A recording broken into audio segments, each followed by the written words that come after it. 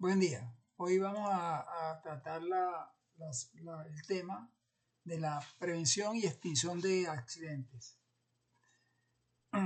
Indudablemente que nosotros, de una u otra manera, tenemos que tomar el control de los espacios donde estamos trabajando en función de determinar qué condiciones existen que pudiesen incidir en una situación donde se pudiese presentar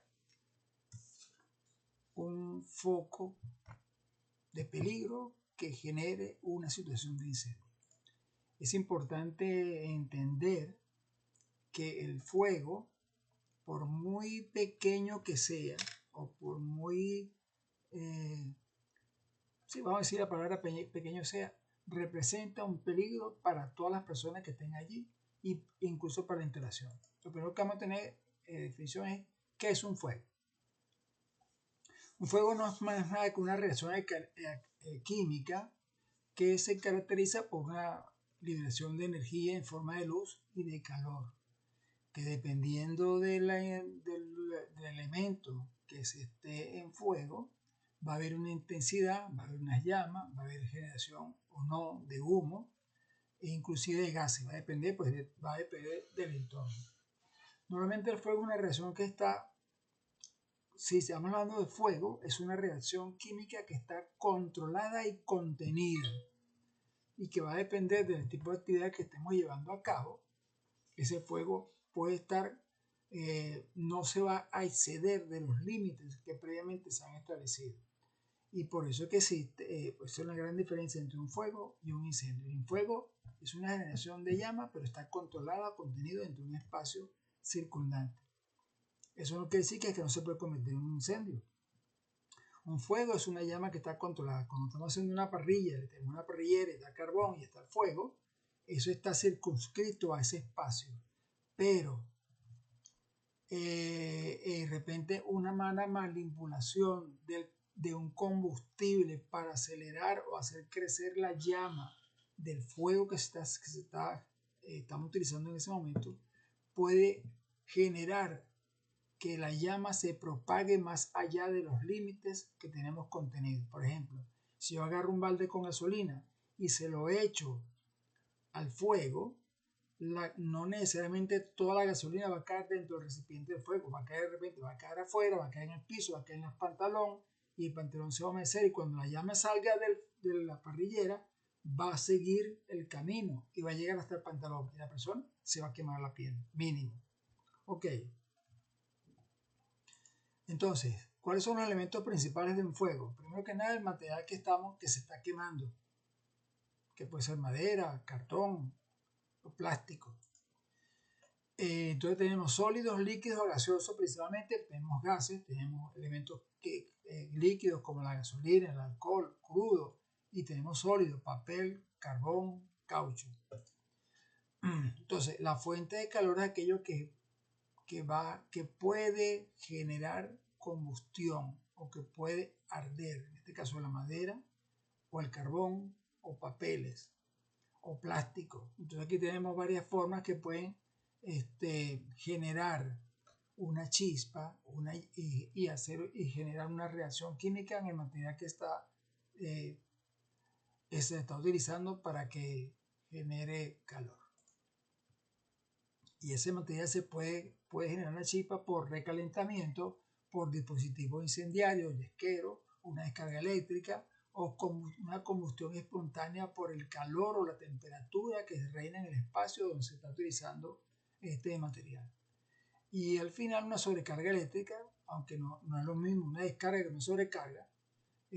Una descarga es un arco eléctrico y una sobrecarga es que el equipo está generando electricidad por encima de los límites permitidos y se va a generar un arco eléctrico también. Entonces, una temperatura inicial es la temperatura mínima que requiere el material combustible para comenzar a arder.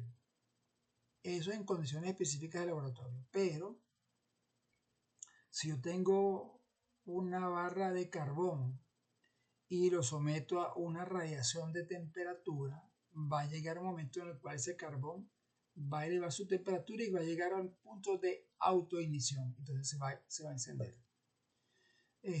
Normalmente estos valores que tenemos de autoignición son creados en laboratorio para que se existan valores de referencia en el uso y manejo de estos productos. Entonces hay diferentes formas de propagación. La primera tiene que ver con la conducción, o sea, un material se calienta, absorbe el calor y lo transmite a otro por contacto. Y en segundo, por convección, porque recibo el calor y a través de la radiación de calor que el material está generando, calienta a otra superficie y entonces se transmite el calor. Y por último, es la generación de calor a través de rayos, en este caso del rayo del sol, que calienta un material que está expuesto, que tiene una temperatura de ignición, y cuando la temperatura que irradia el sol es superior a la temperatura de ignición del material, se genera pues la ignición.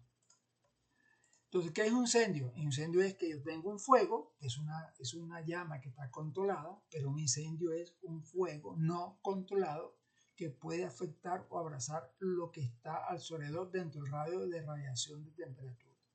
El fuego cuando está encendido o cuando tenemos un fuego, el fuego está radiando temperatura a su alrededor. Y por eso es que nosotros estamos en un espacio frío, prendemos una leña y con ese fuego nos calentamos. La radiación está generando. Pero si yo me acuesto al lado del fuego, la radiación de calor está incidiendo en mi tela y mi tela tiene una baja temperatura de ignición, la tela va a se va a agarrar fuego y se va a generar un incendio no controlado, porque yo estoy dormido, no estoy sintiendo el calor hasta que siento la quemadura. Y como no tengo las manos que pueden meterme para atrás y apagarme el fuego, entonces el fuego comienza a quemar y comienza a hacerse de una manera incontrolada. Igual que con una casa de madera, cuando se incendia la madera o coge fuego la madera, el fuego se va a irradiar sobre toda la superficie de la madera y va a llegar un momento que de repente yo con agua lo puedo apagar o con un extintor lo puedo apagar. Pero si es una extensión grande de fuego, ya no es fuego, ya se convierte en incendio porque es un fuego no controlado. Normalmente el fuego pues crea en las personas daño, sobre todo lesiones físicas en la piel, en la carne, en la musculatura, en los tendones, que puede producirle la muerte, sobre todo por la inhalación del humo o el grado de intensidad de las quemaduras que está sufriendo la persona. Ahora, ¿qué es un incendio? Ya, entonces, hay varios tipos de incendios. Uno que depende del combustible que estamos utilizando, del grado de radiación o el grado de propagación de la llama o de la reactividad que tenga el combustible para generar fuego. El segundo es, en este caso tenemos los incendios forestales como ejemplo, un bosque que está seco, al quemarse la grama o la hierba que está ahí, eso calienta la madera del tronco del árbol, eso se irradia hacia arriba y después se va extendiendo hacia los lados. Normalmente los fuegos de bosque son difíciles de extinguir por la rápida radiación del calor entre un árbol y otro que están secos por la temporada del tiempo en ese momento. Sumado a ello, que si existe un viento, entonces hace más fácil la radiación de calor de un árbol a otro.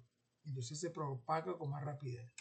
Tenemos otro tipo que es el incendio por ventilación controlada, en donde damos un volumen de aire controlado para la propagación del fuego.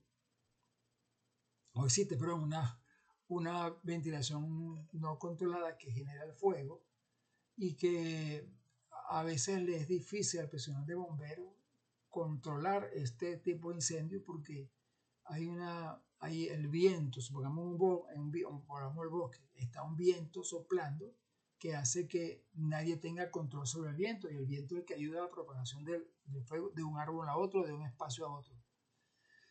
Normalmente cuando hay un incendio en una fábrica, a pesar de que es un ambiente cerrado, cuando el fuego se extiende y quema los techos, se crea un vacío dentro del espacio. Entonces eso hace que entre mucho más aire sin control que contribuye también a la generación del aumento de la temperatura del fuego o del incendio dentro de los espacios de la empresa. Entonces, ¿cuáles son los objetivos de una ventilación forzada? Primero, me permite no ser una ventilación, sino una extracción de aire para disminuir la temperatura del espacio. Aunque le estamos dando oxígeno, estamos intentando disminuir la generación de gases que le permitan a los bomberos poder entrar y actuar de una manera eficiente. En un incendio está entrando un equipo de bomberos que llevan en sus manos una manguera para intentar extinguir el incendio. Cada bombero lleva adicional una bombona de oxígeno montada o colgada en sus espaldas. Y adicional lleva una máscara para respirar conectada a una bombona que tiene montada en el hombro. Ese equipo, esta máscara, es de limitación, limita la capacidad de visión que tiene el bombero en el espacio. Amén de que el bombero no está pendiente del espacio circunscrito donde está parado, sino que está pendiente de la llama que tiene al frente para poder enfocar o direccionar los equipos de extinción de incendios para sofocarlo lo más pronto posible. Esta condición, aunque parece de película, pone en riesgo la vida de los bomberos, puesto que no necesariamente el bombero tiene la facilidad de ver dónde está pisando. Normalmente hay un bombero que va adelante con la manguera y lleva un bombero que lo sujeta por el hombro, cualquiera de los dos, que también tiene por una mano sujeta la manguera y por otra mano sujeta al bombero que está adelante. Para intentar entre los dos poder ver hacia dónde van. El segundo le va indicando al bombero si avanza o no y si agarra hacia la izquierda o hacia la derecha, puesto que él tiene, como no está pendiente del flujo de la manguera, está pendiente de la dirección hacia donde deben ir.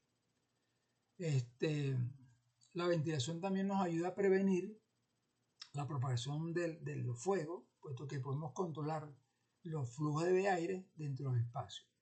Y por último, mientras nosotros tenemos el control de la ventilación, reducimos también la generación de temperatura en el local por una combustión súbita o una deflagración. En este caso el bombero es la persona que tiene mayor probabilidad de afectación por efecto de temperatura, no visibilidad del espacio donde está ocurriendo el incendio, puesto que no siempre el bombero conoce los espacios donde está actuando y depende del apoyo de otros de sus compañeros de trabajo para saber cuál es la mejor vía. Se supone que en toda empresa debería haber un plano de estructura. Ese plano de estructura debería haber sido discutido con tiempo suficiente con el equipo de bomberil para que la gente sepa cuál es la distribución del espacio para poder ingresar de una manera segura y eficiente. Y para eso son las simulaciones y son los simulacros. Ahora, ¿qué es una combustión súbita? Es un fenómeno que se observa en los espacios confinados, en donde ahí está contenido el fuego, un espacio, digamos, que está cerrado, donde hay el volumen de oxígeno se ha reducido en una gran proporción. Y cuando se abre un acceso a ese local, el rápido ingreso de aire hace que al mismo tiempo salga una gran radiación de calor o de llamas hacia el externo que va a generar una propensión a las personas que están expuestas a esa deflagración de quemadura. ¿Qué es una deflagración? Forma parte de lo que estoy diciendo ahorita también. Es el acto de esa salida violenta de llamas, es lo que tiene la propensión de quemar a la gente. Ahora, ¿qué es un incendio? Perdón, ¿qué es una ignición espontánea? Hay algunos elementos que por sus propias características, cuando son sometidos a presión o a temperatura o a alguna reacción química interna, se autoencienden y generan de una manera violenta un fuego. Y el conato de incendio puede ser combatido Es un fuego incipiente que puede ser combatido con un extintor de incendio, con un trapo, con arena o incluso con agua, puesto que no compromete la seguridad de quien lo está combatiendo. Mientras que los otros tres eventos, la persona tiene que estar debidamente preparada y equipada para atender. Una inercia térmica son las propiedades que tiene un material en aumentar su temperatura de superficie cuando se expone al calor. Y una llamarada, que es una propagación rápida y violenta de una lengua de fuego cuando se produce un aumento peligroso de la presión interna por apertura de una puerta, por rotura de una tapa del elemento que está contenido. Entonces tenemos varios tipos de incendios. La clase A, que son ocasionados por materiales combustibles como el papel, la madera y cartón. Los de clase B por derivados del petróleo y solvente. Los de clase C por fuego de instalaciones eléctricos cuando están bajo tensión. Tenemos los de clase D, que son materiales químicamente muy activos, por ejemplo el magnesio, el potasio y el sodio, que son elementos que reaccionan de una manera lenta con el agua u otros elementos químicos. Y los clase K, que son un poquito más difíciles de atacar, que son los que se producen por la grasa o aceites comestibles, manteca que han sido reusados cualquier cantidad de veces, se degrada a un nivel que en cualquier momento hace inicio. Existe una cosa que se llama la teoría del fuego, que intenta establecer una relación entre varios componentes. Normalmente lo conocemos como el triángulo del fuego, donde está el combustible, el agente que se oxida y el calor. Sin embargo, últimamente se ha cambiado el triángulo de fuego al tetraedro de fuego, donde se involucra la reacción química que existe entre estos tres elementos. Un incendio se puede controlar siempre y cuando yo logre controlar o el combustible, o el agente que oxida, o el calor. Cualquiera de esos tres elementos que yo modifique, estoy modificando la reacción química que interviene en la generación de fuego, y por ello yo puedo de una u otra manera contener el fuego y contener o disminuir los efectos del incendio. Entonces en base a lo que estamos hablando, tengo un combustible, que es el material que va a quemarse, que es el que va a generar el calor. Tengo un elemento que ayuda a la oxidación del combustible, que en este caso es el oxígeno. Tengo el calor, que es lo que genera el combustible quemado por el oxígeno. Y por último voy a tener la reacción en cadena de estos tres elementos, que es lo que se llama el tetraedro del fuego. En la medida que yo controle cualquiera de estos tres elementos, sea el oxígeno, sea lo que está generando el calor o el combustible, se tiende a disminuir el incendio. Entonces, partiendo del fuego, volvemos a tener aquí el triángulo. Entonces vamos a partir del combustible. Es cualquier sustancia que puede experimentar una combustión. La mayoría de estos combustibles son orgánicos, pueden tener carbono, una combinación de hidrógeno o oxígeno en distintas proporciones que al sentir la reacción de la temperatura pueden hacer una reacción química y generarse el fuego. En algunos casos, no todos, puede haber hidrógeno que lo proporciona la madera, los plásticos, la gasolina o el alcohol y gas natural. Vean la diferencia que hay entre la madera, los plásticos y la gasolina. Junto con el alcohol y los gases naturales son elementos que generan hidrógeno y que son los que el hidrógeno es muy combustible, muy volátil y va a contribuir en el aumento de la intensidad del fuego. Los organismos inorgánicos, como los metales combustibles, como el magnesio y el sodio, no contienen carbono, pero igualitos son peligrosos en su manejo. El agente oxidante de la madera de fuego es el oxígeno, que es el que ayuda o el que le da ayudarle la intensidad del fuego. Se pueden producir incendios sin el oxígeno atmosférico, pero los combustibles se mezclan con oxidantes químicos, es el caso de la gasolina. El aire normalmente tiene un 21% de oxígeno, o sea, aire que nosotros respiramos, Sin embargo, hay algunos gases que se combinan, que pueden formar alguna mezcla inflamable que de una u otra manera contribuyen a la generación del fuego. En este caso, tengo hidrógeno o tengo el cloro gaseoso.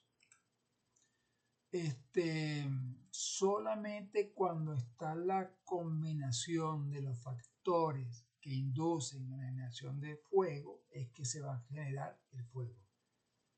Puede haber aire y puede haber combustible, pero si la relación aire-combustible no es la adecuada, no se incendia. Puede haber una relación temperatura y combustible, pero si no está en los límites exigidos, no va a haber fuego. O sea, lo importante es que entendamos.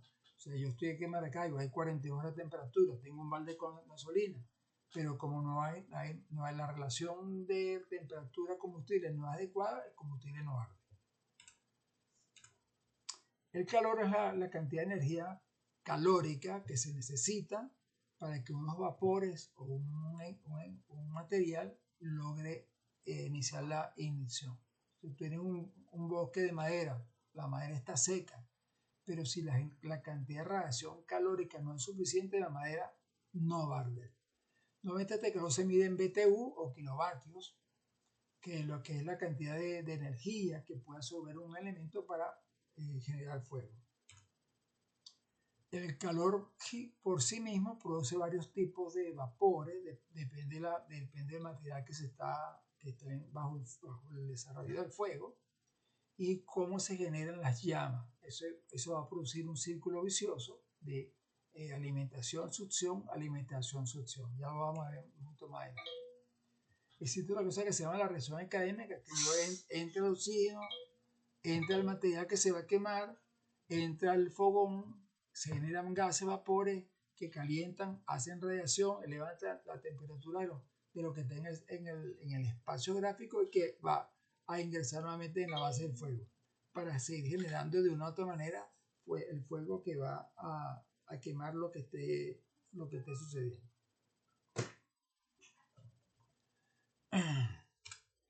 Esto que estamos viendo aquí es la forma de una llama. Entonces vemos que la zona interna, que normalmente es blanca o amarilla, está generada cerca de los 1800 a 1000 grados centígrados. Perdón, me equivoqué, algo para adelante. La llama azul está cerca de los 2200 grados centígrados. La llama roja alcanza los 1200 grados centígrados, que es la zona externa, que es la que en realidad está quemando. En un incendio se están generando monóxido de carbono, dióxido de carbono, cloro, H2S, nitrato, ácido nítrico, ácido de cloro, el cloruro de cobalto, ácido clorhídrico, agua, carbono, humo, insuficiencias de oxígeno. Todo eso porque la nube o la radiación de la llama sube y hace una especie de vacío y entonces va retroalimentando el fuego con aire limpio.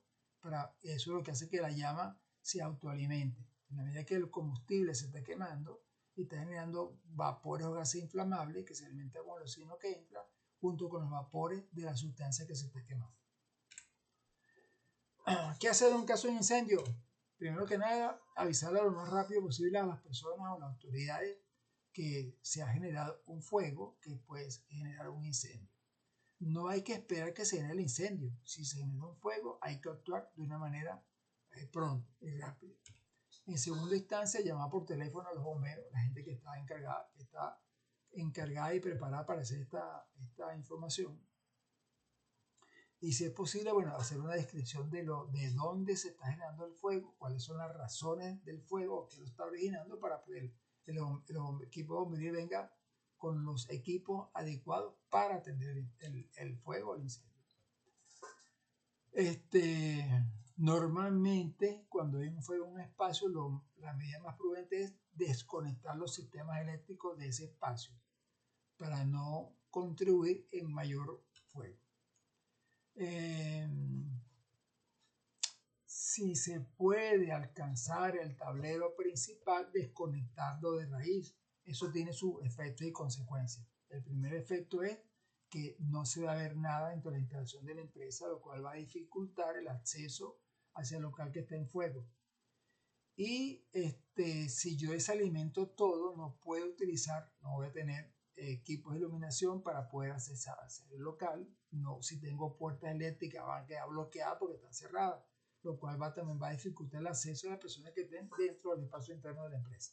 Y por eso es que es bueno conocer la distribución eléctrica y sectorizar la electricidad, únicamente quitar los espacios que están afectados y el resto con energía eléctrica mientras sea posible.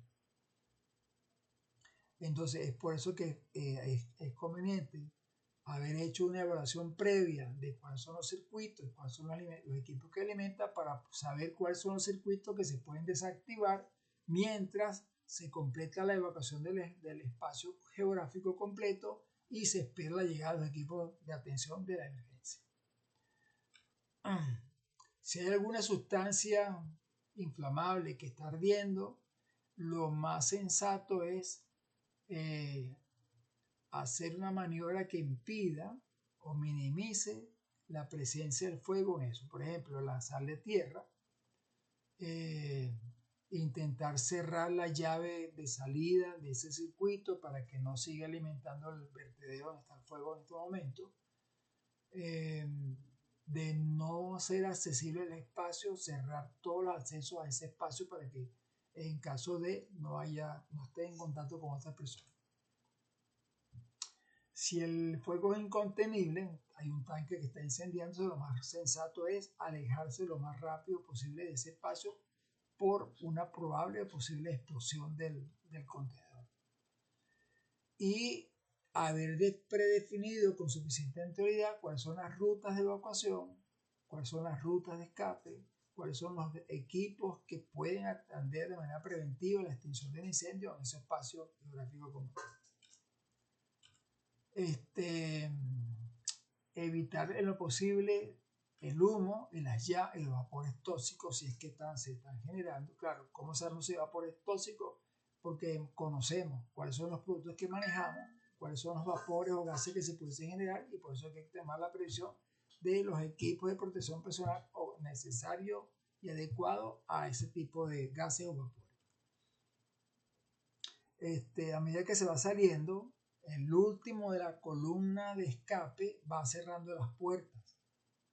Claro, eso lo podemos hacer siempre y cuando sabemos que los espacios están saliendo, no están quedando personas atrapadas en los espacios. Y por eso es que es bueno, oportuno, que al llegar al sitio de reunión, contabilizar las personas por espacio, y si falta alguien, bueno, enviar un equipo de rescate a buscarlo lo más pronto posible. Ya se sabe en qué espacio está, eso es solamente ir al espacio conocido y ver lo necesario. Si quedamos atrapados en un espacio, bueno, lo más sensato es humedecernos la ropa, si es posible, y tapar con papel, con ropa o tela o algún elemento las probables entradas de aire al local para evitar la insuficiencia respiratoria por exceso de humo en el espacio. De ser posible, y hay que escapar de un espacio, hacerlo a ras de piso, lo más cercano al piso, porque el humo tiende a subir, y entonces hay un espacio de unos 40-50 centímetros a nivel de piso que nos permite alejarnos del local. Claro, eso va a depender del volumen de humo en el espacio y de la posibilidad de escape del humo del espacio. Pues si están todas las ventanas cerradas, el humo va a ocupar el espacio hasta el piso. Si tiene vía de escape, el humo va a salir por allá y va a siempre dejar un margen cerca del piso para escapar. En caso de ser alcanzado por una llama, rodar por el piso, pues si es posible buscar algún tipo de líquido como agua para intentar sofocar. Con la aclaratoria que mientras más mojado tengamos la ropa, más peso tenemos y más agotamiento físico vamos a tener y menos cantidad de aire vamos a tener. Entonces hay que saber manejar esta relación agua en el cuerpo. Si el fuego es manejable y es posible apagarlo, bueno, intente quedarse con un extintor, aunque ya sabemos que el tiempo de uso de un extintor es muy corto. Por lo menos intentar sofocar el fuego hacia las vías de salida, hacia las vías de escape, para poder salir de una manera rápida y segura del espacio y después al final cerrar la puerta. ¿Qué es la ignición? Es un proceso que inicia la combustión de un elemento que, dependiendo de sus características, se puede apagar o se puede automantener y se puede contribuir a la propagación del fuego. Hay equipos que por sus propias características, dependiendo de la temperatura, radiación de calor, fricción, se pueden autoincendiar. Entonces esos tipos de productos hay que saberlos manejar y hay que tener claras cuáles son las condiciones de uso, manejo, almacenamiento y tratamiento de ese producto para evitar que el producto como tal arde. El humo es un producto de una combustión incompleta de gases o vapores que están en suspensión y que son tóxicos para el ser humano. Por eso que no lo podemos estar respirando.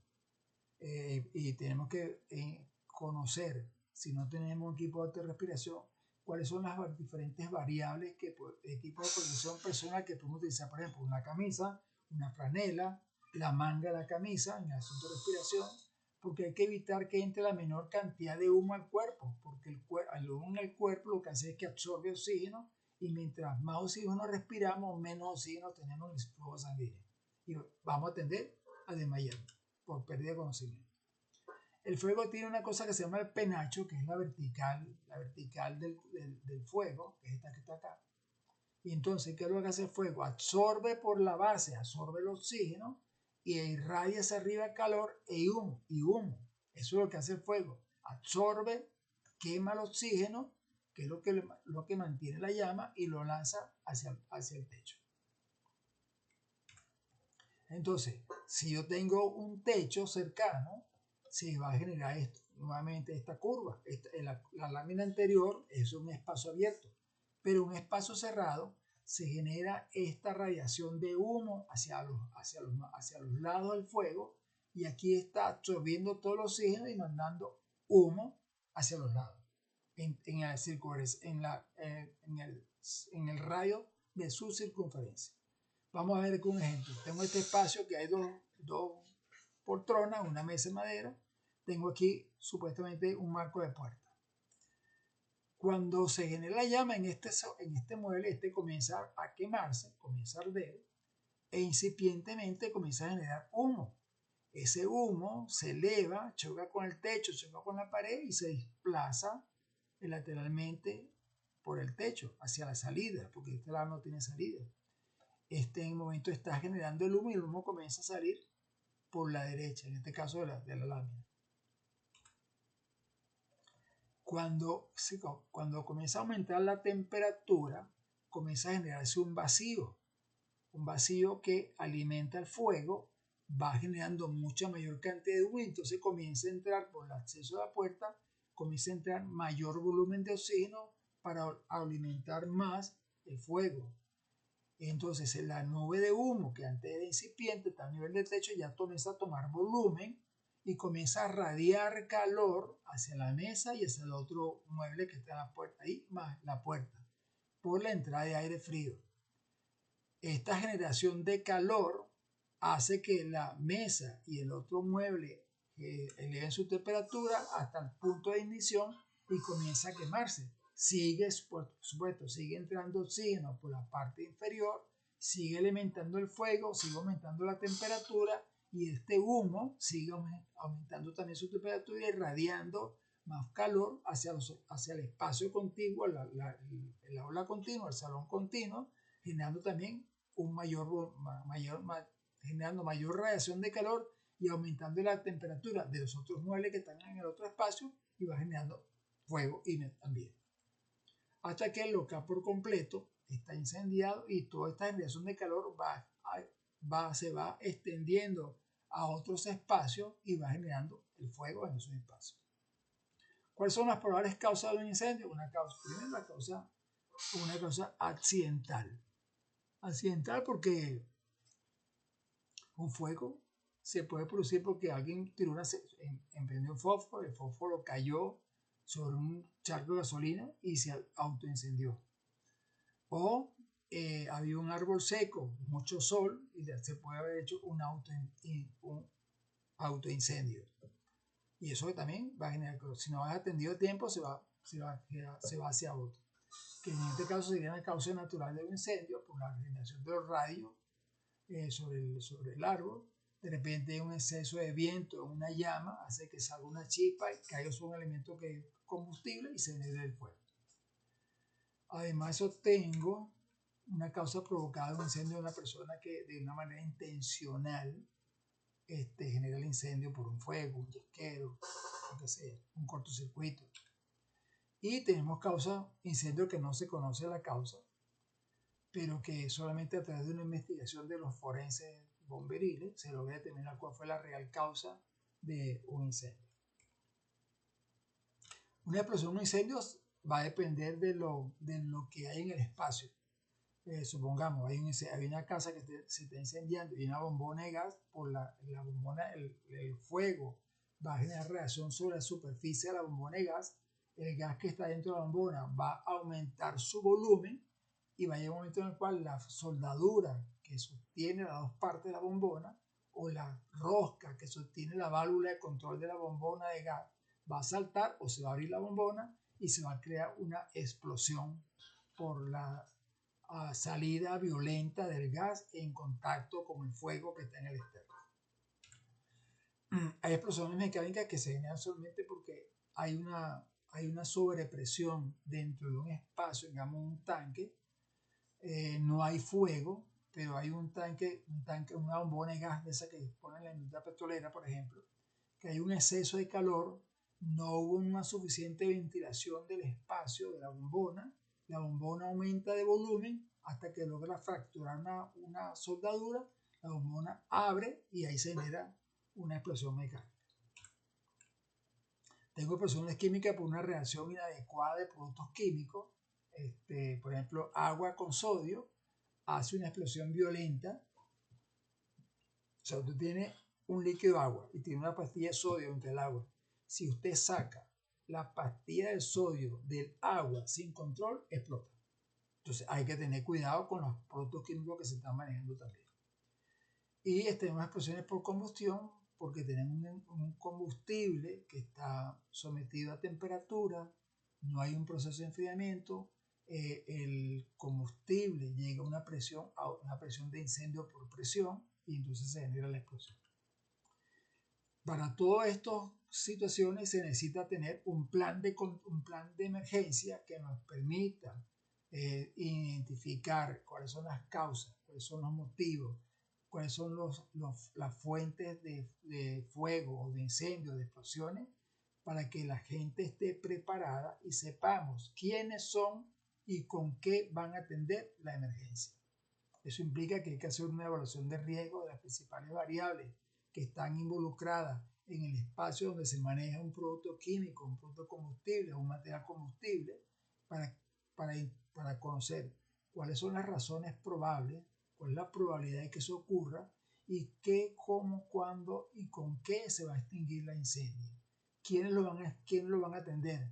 Entonces hay que equiparlo, hay que prepararlo, hay que hacer simulaciones, simulacros para que la gente sepa cómo atender una emergencia y el público que está alrededor de la empresa, en este caso los trabajadores, cuando ocurre una emergencia sepan también qué hacer en contribución de disminuir la propensión de heridos o muertos.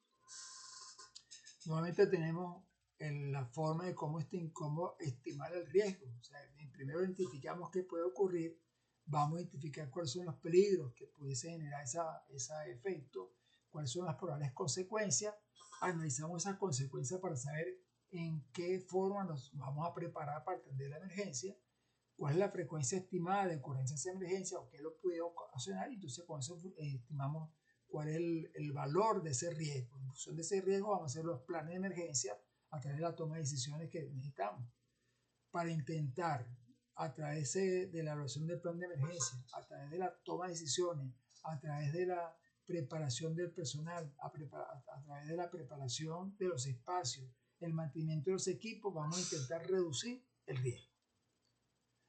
Eso implica que yo debo conocer a qué estoy expuesto y como ya hice la evaluación de riesgo, puedo definir cuál es la probabilidad y cuáles son las probables consecuencias que va a sufrir la organización por ese incendio. En función de ello, vamos a cuantificar el riesgo y establecemos las acciones de prevención, de preparación y de mitigación para disminuir las consecuencias, efectos y consecuencias, y disminuir la probabilidad de ocurrencia de ese riesgo de explosión o de incendio.